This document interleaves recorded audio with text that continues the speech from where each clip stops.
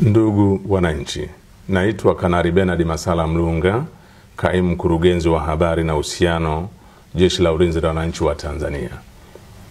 Jeshi la Ulinzi la Wananchi wa Tanzania linautaarifu umma wa Tanzania kuwa kumejitokeza baadhi ya watu wanaotumia mitandao ya kijamii kuweka maudhui yanayochochea kuliingiza jeshi katika mambo ya siasa. Aidha, baadhi ya hoja hizo zinatolewa na watu waliopo katika mazingira ya kijeshi kujinasibisha na jeshi, walioachishwa na jeshi kwa tabia na mwenendo mbaya, pamoja na kujihusisha na siasa na wanaharakati.